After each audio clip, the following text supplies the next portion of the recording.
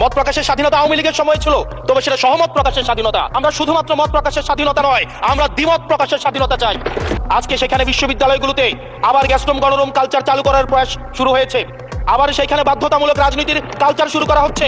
আমরা দেখেছি ক্ষমতাসীন যারা রয়েছে তারা তাদের সন্তানদেরকে বিদেশে রেখে নিরাপদ ভবিষ্যৎ নিশ্চিত করে, আর মধ্যবিত্ত সন্তানরা যাদের বাবা মায়েরা কলকারখানায় কাজ করে, যাদের বাবারা রেমিটেন্স যোদ্ধা, যাদের বাবারা কষ্ট করে তাদের সন্তানদেরকে বিশ্ববিদ্যালয়ে পাঠায়, তাদের সন্তানদেরকে ক্ষমতালোভী রাজনীতিবিদরা তাদের সন্তানদেরকে ব্যবহার করে তাদের ক্যারিয়ারে ঝুঁকিতে ফেলে তাদের গদি বা পাটাতন শক্ত করার জন্য নিজের সন্তানের ভবিষ্যৎকে বিদেশে রেখে নিরাপদে রাখে, আর পরের সন্তানের ভবিষ্যৎকে নিয়ে ছিনিমিনি খেলে। মাননীয় স্পিকার, আমরা এই সংস্কৃতির পরিবর্তন চাই।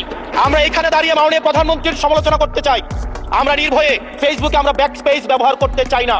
আমরা যখন শুনতে পাই যে একটা রাজনৈতিক দলকে নির্মূল করার আহ্বান একটা সরকার দল থেকে আসে, সেই বাংলাদেশে আমরা মাননীয় স্পিকার ফিরতে চাই না।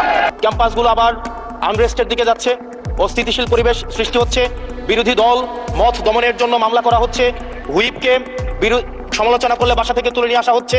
আবার আমরা আগের সংস্কৃতিতে আমরা চলে যাচ্ছি, যেখানে মাননীয় প্রধানমন্ত্রী নিজে কার্টুন শেয়ার করে বিভিন্ন স্যাটায়ার, বিভিন্ন মকারিকে প্রমোট করছে, বিরোধী মতকে প্রমোট করছে। সেইখানে এই সংসদ গঠিত হওয়ার পর থেকে আজকে পর্যন্ত 9টা ঘটনা ঘটেছে যেখানে মত প্রকাশের জন্য আজকে বাসা থেকে তুলে নিয়ে আসা হয়েছে। মাননীয় স্পিকার, আমরা মত প্রকাশের স্বাধীনতা চাই। মত প্রকাশের স্বাধীনতা আগেও ছিল, মত প্রকাশের স্বাধীনতা আওয়ামী লীগের সময় ছিল, তবে সেটা সহমত প্রকাশের স্বাধীনতা। আমরা এই পার্লামেন্টের পরে আমরা শুধুমাত্র মত প্রকাশের স্বাধীনতা নয়, আমরা দ্বিমত প্রকাশের স্বাধীনতা চাই। কিন্তু আবার একটা ভয়ের পরিবেশ সৃষ্টি করা হচ্ছে, আবার একটা আতঙ্কের পরিবেশ সৃষ্টি করা হচ্ছে। আজকে ক্যাম্পাসগুলোতে আবার এক ধরনের অস্থিতিশীলতা তৈরি করা হচ্ছে।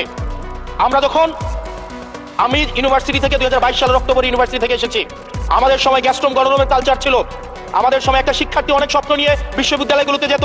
আমরা সেখানে দেখেছি ক্ষমতাসীন দল কিভাবে বিশ্ববিদ্যালয়ের শিক্ষার্থীদের তাদেরকে পুঁজি করে তাদের ক্ষমতা কাঠামোকে দীর্ঘমেয়াদী করার জন্য সেখানে বাধ্যতামূলক সেখানে রাজনীতি করাতো।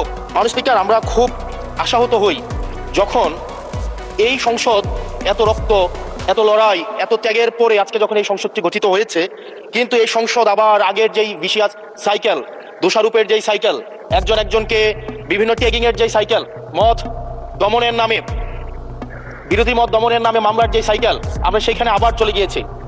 ক্যাম্পাসগুলো আবার আনরেস্টের দিকে যাচ্ছে, অস্থিতিশীল পরিবেশ সৃষ্টি হচ্ছে, বিরোধী দল মত দমনের জন্য মামলা করা হচ্ছে।